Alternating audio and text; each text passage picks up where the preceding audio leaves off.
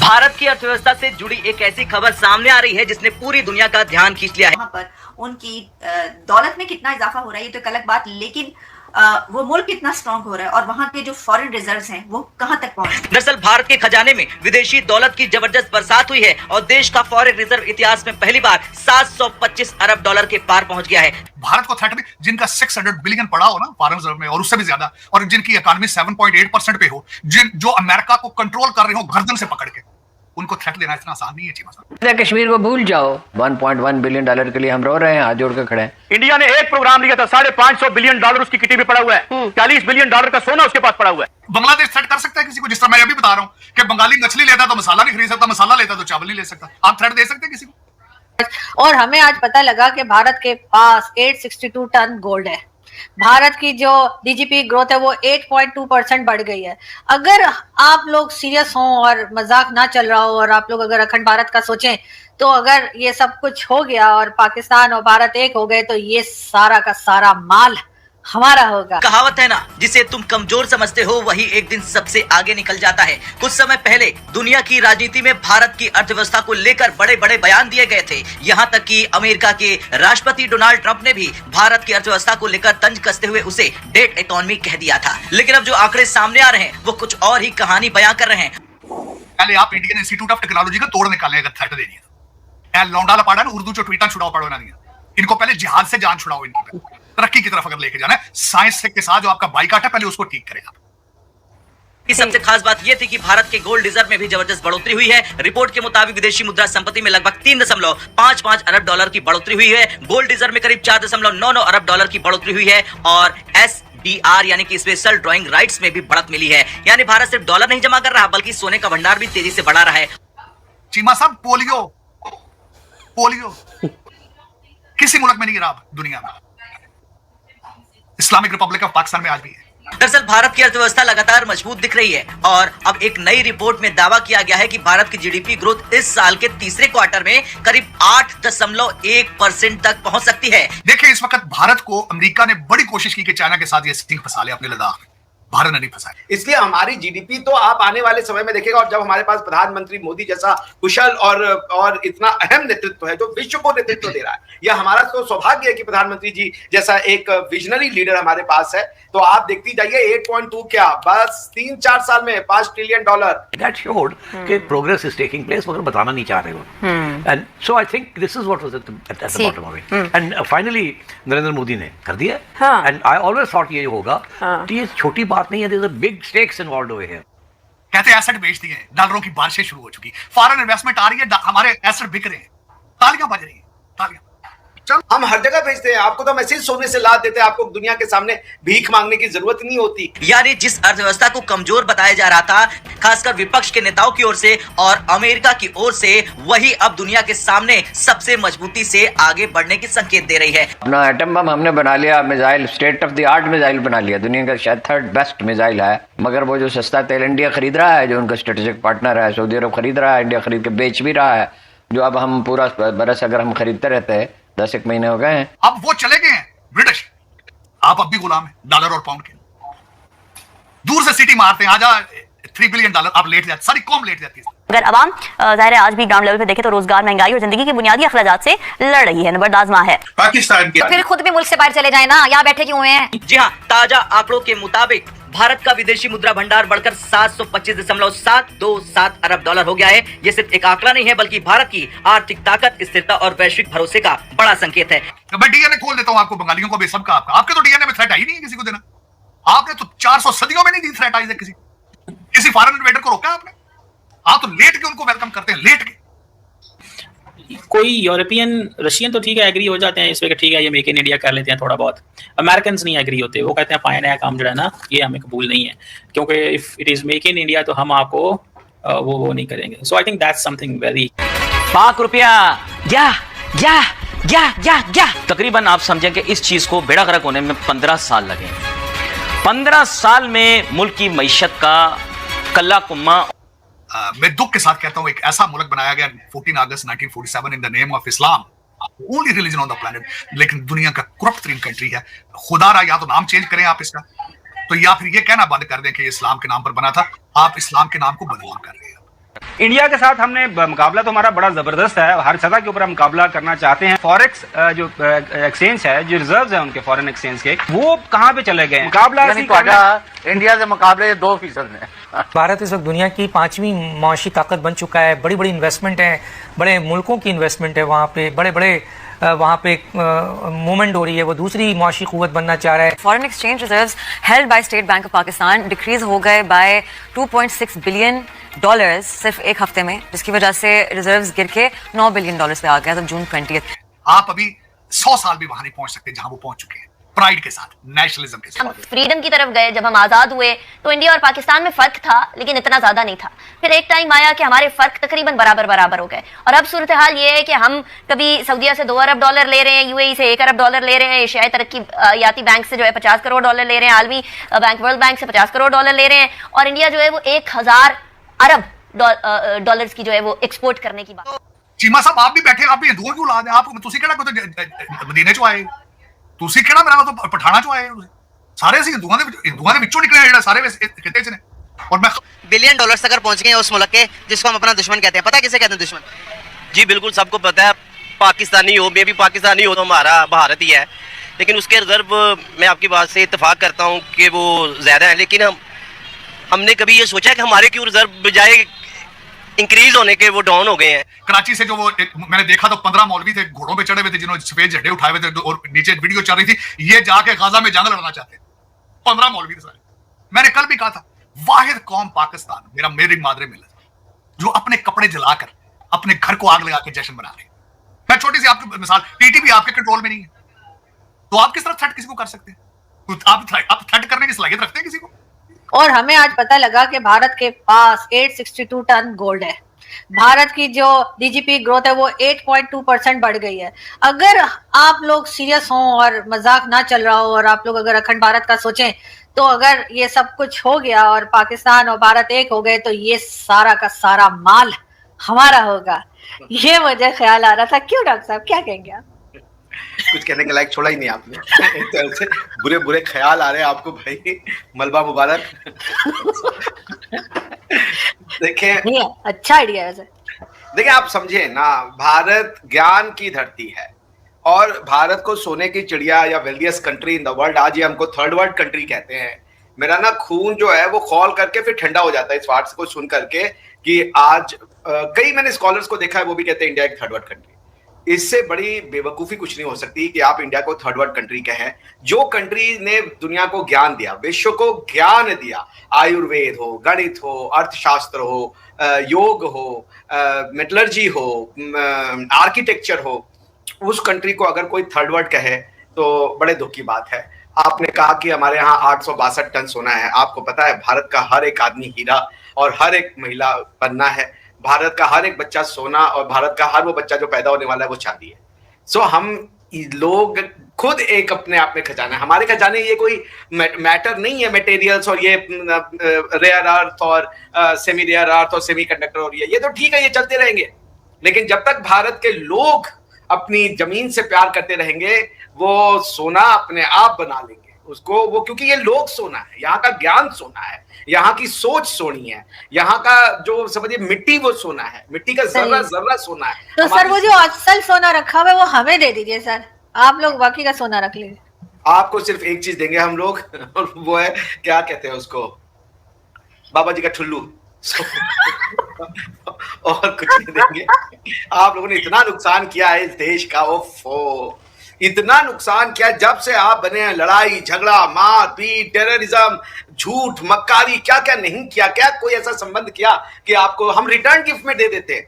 मेरी बात मानिए, देखिए भारत ने मालदीव को की सहायता की, भारत ने अभी हमारे अफगानी भाई बहनों के लिए इतना ज्यादा मेडिसिन भेजी है, वहां पे जो अभी परेशानियां आई थी उसको देते हुए। हमने वहां पे अपने भाइयों बहनों के लिए अन्न भेजा है।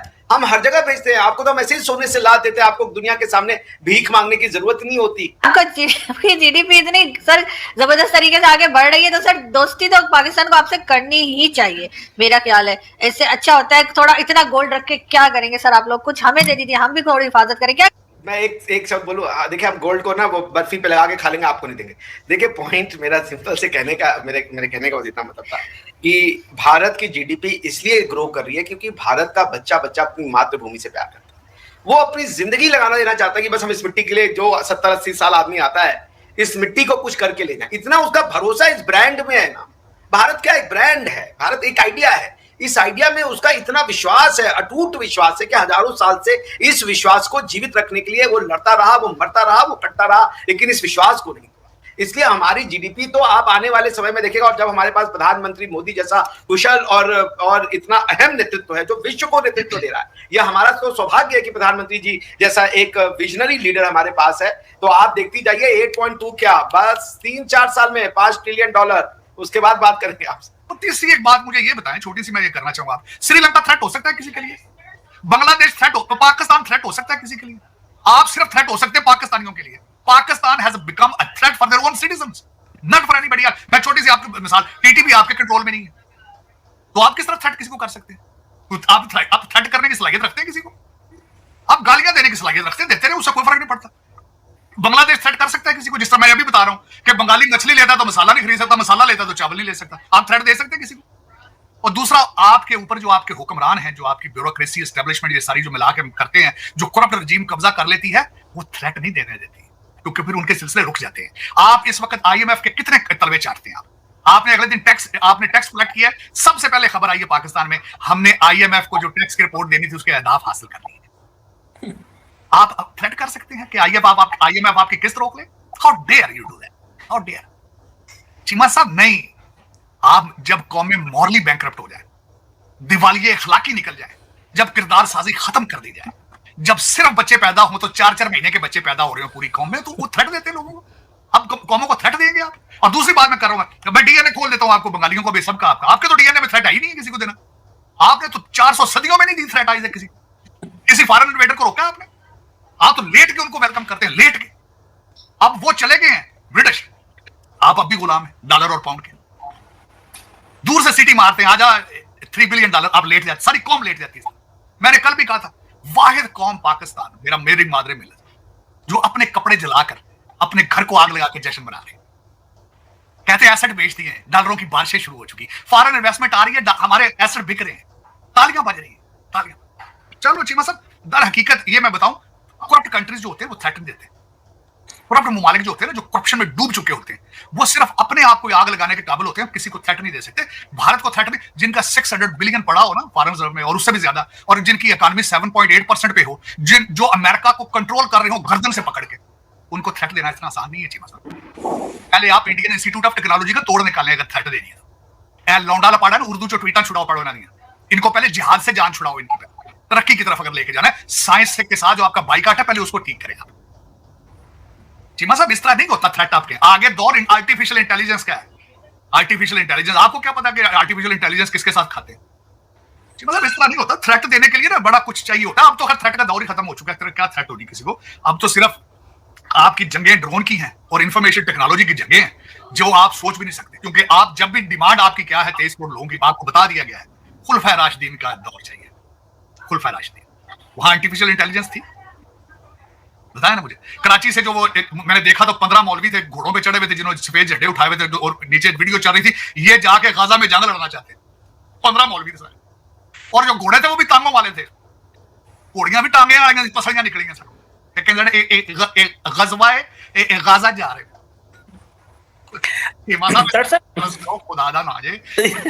कोई इंग्लिश चैनल बना दो, इन्हों ABC फिर सिखाओ एक बार जे अगर सीख सकती। सर सैयद अहमद खान की सिर्फ इको, मैं बड़ा मुरीद हूं अलीगढ़ इंस्टीट्यूशन।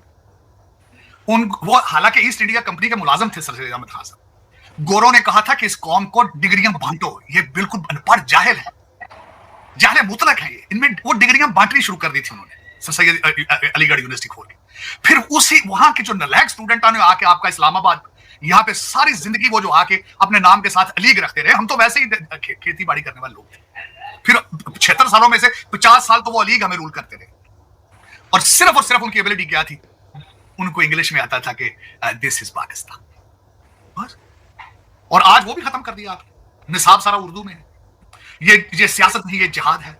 अय्या का नाबुदु व अय्या का नस्ताईन, अमल बिल मारूफ है, आज आपकी डिप्लोमेसी, फॉरेन पॉलिसी को डिफाइन करने के लिए Maulana Fazlur Rehman has gone to Kabul, जिनका पोर्टफोलियो क्या है, 150 मदरसा है उनका। चीमा साहब, आज मैं दुख के साथ ये कहना चाहता हूं, आज मैं मुबारकबाद देना चाहता हूं इंडिया को, आपको बताना चाहता हूं कि आप अभी तक पोलियो से जान नहीं छुड़ा सके। कराची के अंदर 4 केसेस पोलियो के पकड़े गए हैं, 54 लोगों के केसेस प्लस आ चुके हैं, और आप रिफ्यूज करते हैं। जो पोलियो की खवातीन कतरे पिलाने जाती, गोलियां मारी जाती हैं। आप अपना फैसला, अपना मुस्तकबिल मुतय्यन करेंगे। चीमा साहब, पोलियो किसी मुल्क में नहीं रहा दुनिया में, इस्लामिक रिपब्लिक ऑफ पाकिस्तान में आज भी है। मैं समझता हूं कि इस फीस माना 21st सेंचुरी में this case need to be studied in the future. This will be a biggest example in the future for survival, for growth. The one man brought the entire country, huge country, under one umbrella. This will be a huge case study in the future. Huge case study. और ये तरक्की के लिए, तरक्की का रास्ता इसके अलावा कुछ भी नहीं। ये ओरिजिनली चाइना का मॉडल भी यही है कि कॉन्फ्लिक्ट्स में नहीं फंसना और सर नीचे करके अपना जो है वो तरक्की की तरफ जाना है।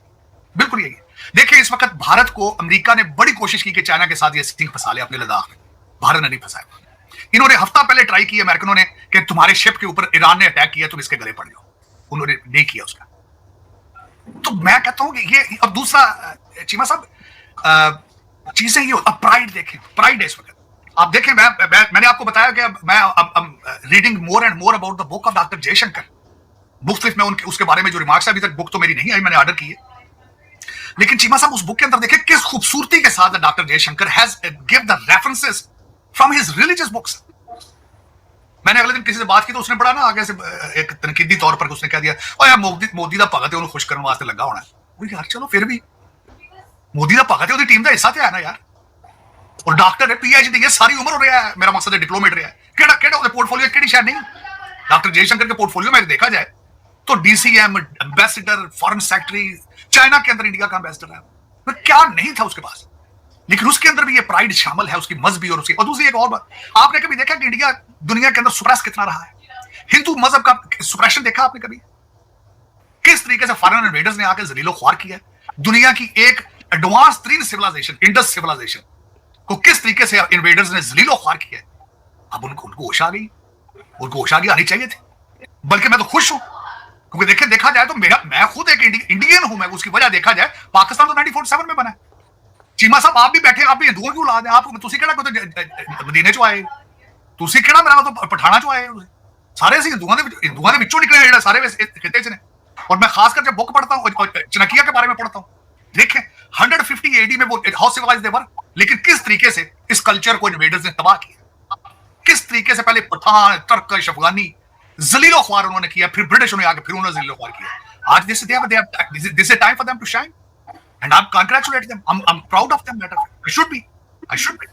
और मैं चाहूंगा कि दुनिया से बदला लिया जाए कॉलोनियलिज्म का, ये बारबरियत का, ये जो हमारे ऊपर। आप चीमा साहब, आपने सारी जबान अपना पूरा पाकिस्तान झोंक देते हैं आप उर्दू के पीछे। आपकी जबान उर्दू है नहीं, आपकी जबान उर्दू, ये मुगलों की जबान थी उर्दू।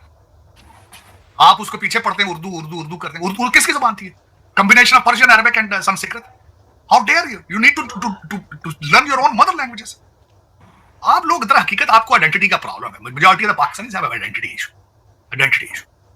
आपको पता ही नहीं कि हम कौन है। आपको जिस तरीके से गैरिजन स्टेट बना के सिर्फ एक मजहब के पीछे लगा दिया है, ट्रक की बत्ती के, हिंदू के पीछे जाना, हिंदू से नफरत करनी, that's all you know it basically, which is wrong. Religion is their personal matter. आपका पर्सनल, आप जिस किस्म के भी मुसलमान हैं, I don't care. आप हिंदू हैं, सिख हैं, जो कि क्रिश्चियन है, is your personal matter. This is your personal relationship with the God. Why you bring this thing into every single thing in your life? That is आपकी तबाही का सबसे बड़ा मूजब ही ये है। आप इस फेज से निकल नहीं पा रहे हैं। आप इस फेज से निकलेंगे तो तरक्की करेंगे। जो गोरा था उसने बड़ी मुश्किल से चर्च को बाहर निकाला था, बड़ी मुश्किल से। लेकिन आप दर हकीकत, मैंने आपको बताया था, मेरा ख्याल 8वीं सदी थी जब मामूर रशीद और हारून रशीद, उसके बाद आपने सोचना बंद कर दिया। मैं आपको खासकर बताना चाहता हूँ, मैं टर्किश जर्मनी के जब प्रेस के ऊपर कुरान छपा था तो टर्की के मौलवियों ने फतवा दिया था कि ये कुरान हलाल नहीं है जो मशीनों पे प्रिंट हो रहा है। तो आज उसके बाद आज भी आपका प्रिंट, आप आज भी किताबों से बाइकाट है। आप प्रिंटिंग प्रेस के ऊपर आपका बिल्कुल, आप यकीन ही नहीं करते ना पढ़ने पे लिखने पे, आपका तो उस ट्रेंड ही नहीं। आप कहते खोते हो, बकरियां हो, और हम उसके ऊपर फिरें, करप्शन करें, दाना दन मस्त करें बस। ये आपका सारा टारगेट है। पता नहीं क्या बात है, आप दुनिया से नाराज हैं, आप तालीम से नाराज हैं, गुस्से में हर वक्त पता नहीं क्या गुस्से में रहते हैं। बात करें तो जिहाद अगे रख लेंगे, तलवार आप जेबां छपाई कर दे, पता नहीं कि what is your plan is, how you want to move forward with it. ये तलवारों से आर्टिफिशियल इंटेलिजेंस का नहीं पता चलता।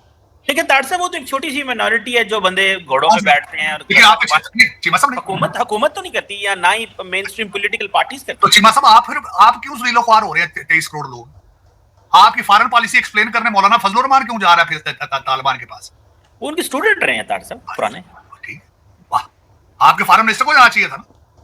तो वो जाते रहते हैं ताड़ साहब, लेकिन वो मौलाना कहते हैं ये मेरे स्टूडेंट हैं। आप तबाह क्यों हुए हैं इस वक्त? 1.9 बिलियन मुसलमान तबाह क्यों हैं इस वक्त? आपको इस वक्त गाजा में जलीलो ख्वार हो रहे हैं, आप क्यों हो रहे हैं? आप इस वक्त अफगानिस्तान में जलील हो रहे हैं, लिबिया में, इराक में, सारी दुनिया में, क्या सीरिया में, क्या वजह है? दुनिया के मेजॉरिटी इश्यूज आपके साथ ही क्यों है? क्या वजह है? कोई मुझे बता दें, कुछ चीज गलती से बता दें आपने इजाद ही की हो, उसी का नाम ले दें, आप गलती से कह दें नहीं जी हमने ये भी इजाद किया, वो बता दें, नीचे से मेज के नीचे से निकाल के दिखा दें आप। ताड़ साहब दुनिया की सारी कौमों ने तो चीजें थोड़ी इजाद की हैं, लैटिन अमेरिकन ने कितनी की हैं, ब्राजील ने कितनी की है, ऐसे तो मतलब ताड़ साहब आपको लगता नहीं है पाकिस्तानी यूथ जो है, ये जो मुसलमान यूथ की मैं बात नहीं करूंगा, मैं आई रिप्रेजेंट पाकिस्तान की मैं बात करूंगा, ये पाकिस्तानी यूथ जो है ये ठीक है लोंडे लपाड़े, आप सही कहते हैं, वो मैं आपकी बात से 100% एग्री करता हूँ, लेकिन पाकिस्तानी यूथ जो बाहर पड़ती है, काम करना चाहती है, उनके अंदर एनर्जी है, बच्चों के अंदर, वो मुस्तकबिल संवार सकते हैं। ताड़ साहब किसी एक का नाम ही ले दें, गलती से बताएं कि फलां देखें ये हमारा फ्यूचर उसके साथ अटैच है, वो हार्वर्ड से पढ़ रहा है बच्चा, या उसने PhD कर ली है, इस्लामिक दुनिया को वो बचाएगा, पाकिस्तान को वो बचाएगा, और जो वो पढ़ लेता है उधर ही रह जाता है, वो कहता है शुक्र है जान छूटी है ज़दाब अलाई से। ये तो मसला है ताड़ साहब, पैसे नहीं देते ताड़ साहब, ये जो डॉक्टर भाग जाते हैं, ये मसला है। वो कहते हैं 1.5 लाख रुपए में आप हार्वर्ड से पढ़ के पाकिस्तान में तो नहीं नौकरी की जा सकती।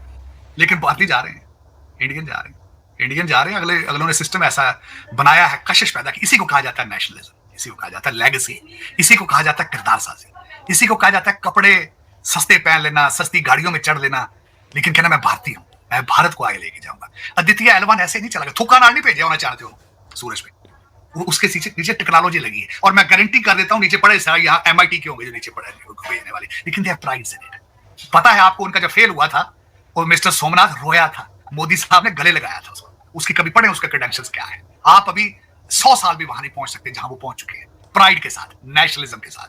मैं ये नहीं कह रहा हूं कि सिर्फ वो अद्वितीय वान के, लेकिन nationalism took them to this point. मेरा एक दोस्त है वाशिंगटन DC में, उसने कहा था कि भाई, मैंने उसको कहा यार देखेंगे पाकिस्तान जो है ये श्रीलंका ना बन जाए, उसने कहा नहीं ये कभी नहीं बन सकता। मैंने कहा वो कैसे? उन्होंने कहा वो जो पैसा पाकिस्तानियों ने चाइना से लिया है वो पाकिस्तान में तो है ही नहीं, वो पैसा सारा तो पड़ा है लंदन में, और मकान बने फ्लैट सारे दुबई में, उनको रिपोजेस किस तरह करेंगे? देखे ना, ग्वादर रख लेंगे तो मेरे पाकिस्तानी ब्यूरोक्रेसी का क्या फर्क पड़ेगा? रख लो, हमारी तरफ से पूरा बलूचिस्तान ले लो, उनके सिर पे क्या असर है? देखे ना, रिपोजेस करेंगे ना, आके कहेंगे अच्छा बिजली बंद कर देंगे तो अपने प्लांट ले जाएंगे। आपके तो सारे लंदन बैठे हैं, आपको क्या फर्क पड़ता है?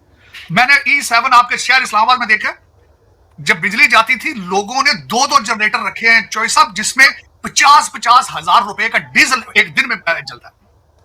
तो आपके, क्योंकि आपने बेसमेंटों में इस्लामाबाद के अंदर डॉलर और पाउंड इतने आपने रख लिए हैं, यू डोंट केयर। मैंने आपको कई दफा कहा था, आप इस्लामाबाद, कराची, लाहौर में अगर रेस्टोरेंट के ऊपर अगर रोटी 5 डॉलर की हो जाए किसी तंदूर पर, यकीन करें किसी के माथे पर बल नहीं होगा।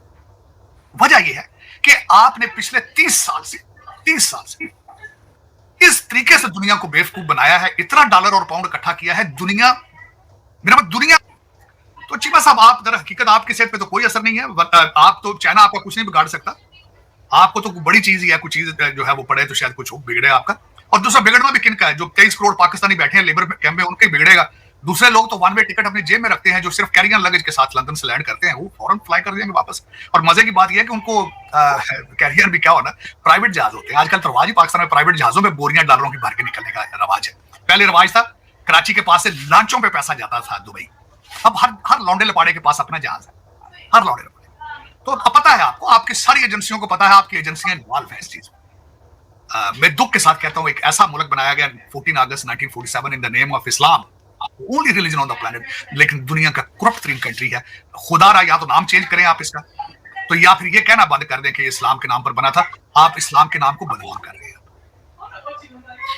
बदनाम कर रहे हैं आप इस्लाम। अगर ये इस्लाम का चेहरा है और इस तरह इस्लाम के नाम पर एक मुल्क बना के आप उस मुल्क को जलीलो ख्वार कर रहे हैं, तो ये इस्लाम के नाम के ऊपर धब्बा है। ये आपको चाहिए इसको रोके। आप 76 साल से इंडिया के खिलाफ है, 76 साल में 4 जंगें लड़ दी, क्या बिगाड़ लिया आपने इंडिया? बांग्लादेश की हालत देख लें। आज बीबीसी ने बड़ा खूबसूरत आर्टिकल लिखा है कि उस आर्टिकल में उन्होंने लिखा है कि किस तरीके से ये गुर्बत से निकल के थोड़ा ऊपर आया लेकिन फिर गुर्बत में वापस चला गया। They are moving towards dictatorship, आमरीयत की तरफ मूव कर रहे हैं। वहां पे अपोजिशन पार्टी जो है उसने बायकॉट किया हुआ था। उसके बाद इलेक्शंस की क्या क्रेडिबिलिटी?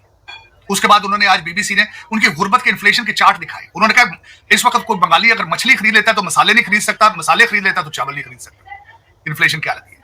करप्शन में उसका उन्होंने नंबर बता दिया, 12वां नंबर है करप्शन में पीक है इस वक्त बांग्लादेश का। हर दूसरा, अफसोस के साथ मैं ये कहना चाहूंगा चीमा साहब, इस वक्त दुनिया का हर दूसरा Islamic country is busy in corruption.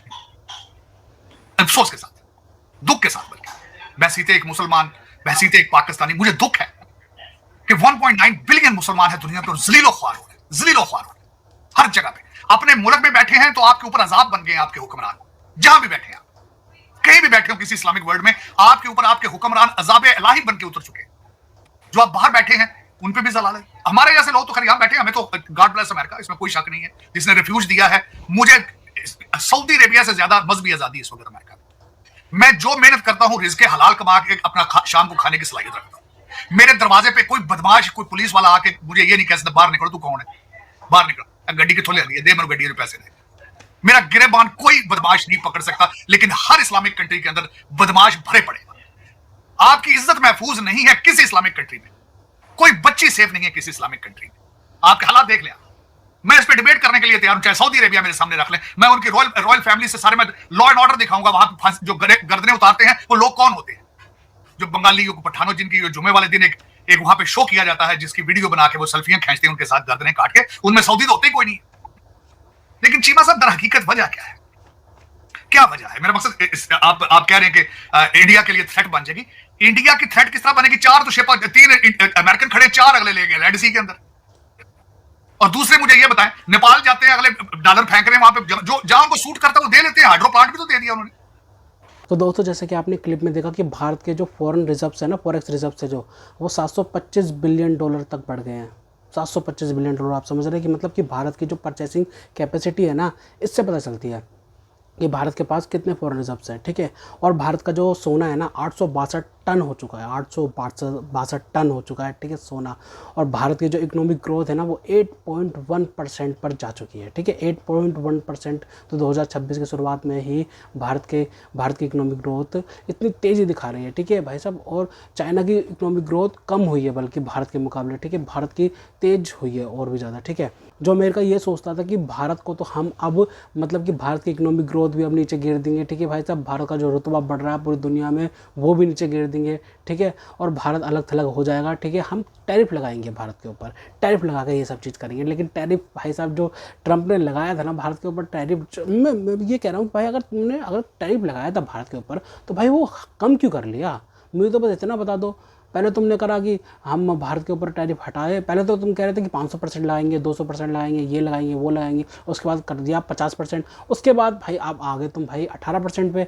फिर ठीक है, मतलब कि जब इन्होंने 18% किया था ना, उसके बाद ये ट्वीट करके बोलता है कि मैंने अब क्या बोलते हैं 10% कर दिया है। ठीक है भाई साहब। और उसके बाद भाई फिर से 15% कर दिया था। मतलब ये कम कर रहे हो, ज़्यादा कर रहे हो, कम कर रहे हो भाई। मतलब इतना कम क्यों करा है मतलब कि अमेरिका ने, मतलब भारत के ऊपर? मतलब तुम तो अड़े रहते ना अपनी बात के ऊपर कि भाई भारत को तो हमें अलग थलग करना है हमने। ठीक है, भारत पे मतलब कि इतनी % ड्यूटी लगानी है। और भारत का ये जो अमेरिका ने टैरिफ कम किया है ना भारत के ऊपर, इसको कम करने का बस एक ही चीज़ है कि भाई इसको कम क्यों किया गया है। क्योंकि भाई भारतीय प्रधानमंत्री नरेंद्र मोदी ने कोई जवाब ही नहीं दिया। वो चुप्पी साध के रखे रहे कि भाई सब करने दो, इसको जो करना है करने दो। ठीक है, भारत कुछ नहीं कहेगा इनको। ठीक है भाई, कुछ भी नहीं कहेगा। हमारी तरफ से क्या चीज़ बोलेगी पता है? हमारी मतलब कि जो हम आगे बढ़ रहे हैं ना, मतलब कि दूसरे देशों के साथ में जो FTA करा है भारत ने। ठीक है, एग्रीमेंट्स करे हैं, बहुत सारे डिफेंस एग्रीमेंट करे हैं। ठीक है, वैसे 0% टैरिफ पर यूरोप भारत के साथ मदर ऑफ ऑल डील कर गया। ये चीज़ भाई ट्रंप को चुभी है कि भाई हम तो भारत से स्पेस छीन रहे हैं, उनका वैक्यूम छीन रहे हैं। ठीक है भाई साहब, हमारे खित्ते में तो भाई क्या बोलते हैं, भारत तो भाई साहब दूसरी जगह पे जा रहा है, यूरोप में जा रहा है भाई साहब, वो तो खुल रहा है। ठीक है, बल्कि हमारा स्पेस कम हो रहा है। इस वजह से भाई ट्रंप ने ये फैसला लिया है कि भाई भारत से अब हम हाथ जोड़ रहे हैं, अब हम भारत को तकलीफ नहीं देंगे, भारत को बिल्कुल भी हम मतलब छेड़ेंगे नहीं, ठीक है। भारत अब जैसे बढ़ेगा वैसे ही बढ़ेगा, क्योंकि भाई अब मुझे नहीं लगता कि भाई अमेरिका ज़्यादा अड़ंगा डालेगा, क्योंकि भाई अमेरिका को समझ आ गया कि भारत नहीं झुकेगा। नरेंद्र मोदी कभी नहीं झुक सकते भाई साहब, ठीक है। नरेंद्र मोदी आगे ही बढ़ते जाते हैं, आगे बढ़ा रहे हैं भारत को, ठीक है भाई साहब। यही नतीजा है कि भारत के आज 725 बिलियन डॉलर के फॉरेन रिजर्व्स हो गए हैं। भारत के जो FDI है ना, मतलब कि फॉरेन डायरेक्ट इन्वेस्टमेंट, भाई वो तेज़ी से बढ़ता ही जा रहा है, ठीक है भाई साहब। और क्या बोलते हैं, भारत की जो इकोनॉमिक ग्रोथ है भाई 8.1% पे जा चुकी है भाई साहब, दुनिया में किसी की भी नहीं है, फास्टेस्ट ग्रोइंग इकोनॉमी बन चुकी है भारत की। और भारत की इकोनॉमी जो है वो $4 ट्रिलियन की इकोनॉमी बन चुकी है, $4 ट्रिलियन की। भाई ये सोच सकते हो कि भाई भारत की इकोनॉमी अब 4 ट्रिलियन को पार कर गई है, जापान को भी पार कर गई है। तो भाई भारत भाई रुकने वाला नहीं है, ठीक है भाई सब।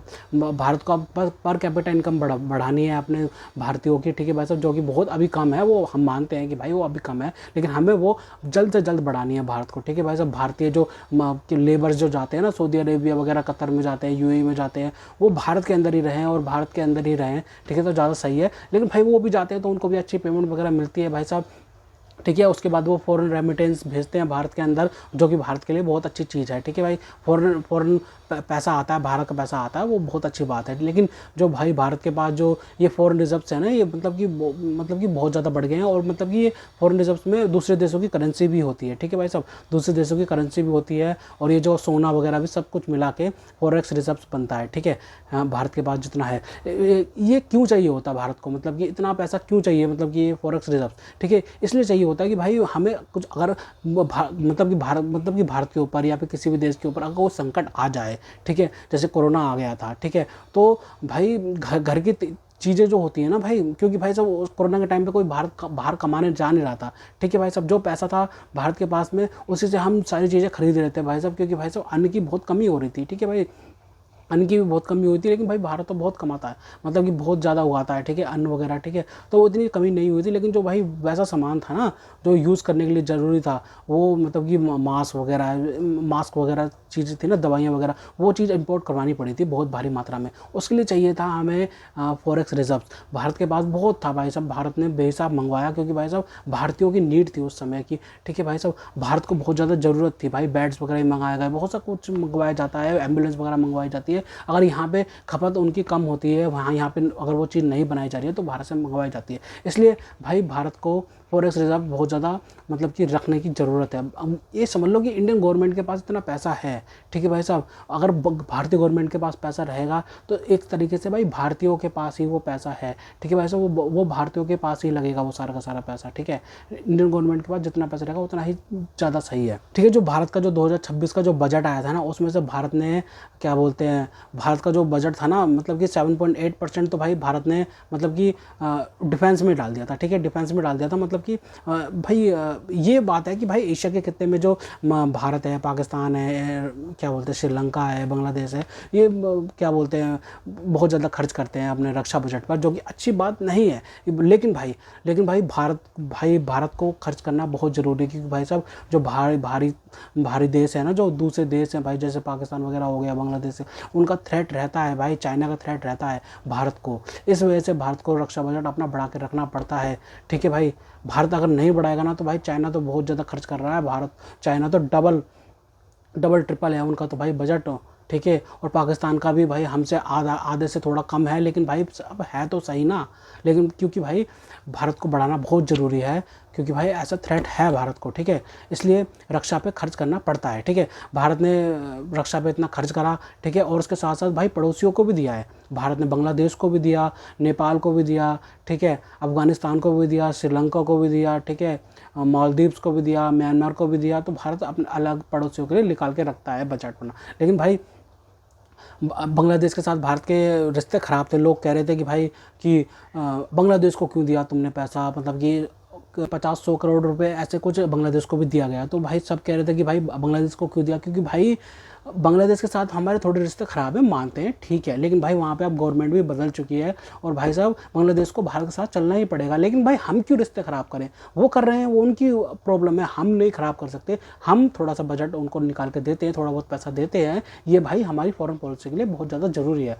हम नेपाल वगैरह को नहीं देंगे, छोटे मोटे जो देश हैं उनको नहीं देंगे ना, तो भाई उनको फिर कोई और देगा, जैसे चाइना हो गया, ठीक है भाई, चाइना देगा उनको पैसा तो कैसा लगेगा, फिर इन्फ्लुएंस उनका बढ़ेगा। इसलिए भाई भारत देता है, ठीक है भाई साहब, थोड़ा सा बैलेंस बना रहे हैं, ठीक है, श्रीलंका, बांग्लादेश और पाकिस्तान, म्यांमार, मालदीव्स में जो भारत की इकोनॉमी है ना 4 ट्रिलियन पहुंच गई है, ठीक है भाई साहब, और जापान को सरपास कर दिया है भारत ने, और ठीक है, और क्या बोलते हैं, ठीक है 4 ट्रिलियन की हो गई। और जो टाटा की जो हमारी कंपनी है ना, भारत की जो कंपनी है भाई, वो पाकिस्तान की जीडीपी से भी ज़्यादा उनकी क्या बोलते हैं, उनकी वैल्यू है, टाटा कंपनी की वैल्यू है, ठीक है भाई साहब, पाकिस्तान की जीडीपी से भी ज़्यादा की वैल्यू है, ठीक है, टाटा कंपनी की। तो भाई पाकिस्तान को ये सोचना चाहिए कि भाई 78 साल हो गए हैं, ठीक है भाई, मतलब कि कुछ नहीं करा, कोई इकोनॉमिक रिफॉर्म्स नहीं करे, ठीक है भाई साहब, बस अमेरिका के एड से जो अमेरिका घुस गया था अफ़गानिस्तान में, उससे डॉलर पकड़े हैं और अपनी ज़मीन दी है, ठीक है, इस्तेमाल करने के लिए। उसके बाद भाई अफ़गानिस्तान टीटीपी वगैरह कैसे इनके पीछे पड़े हुए हैं, कैसे ठोकते हैं इनको भाई। ये जो भाई साहब पेड़ क्या बोलते हैं, जो इन्होंने पेड़ बोया था भाई बबूल का, तो भाई उससे फल कहाँ से मिलेंगे भाई, कहाँ से मिलेंगे फल?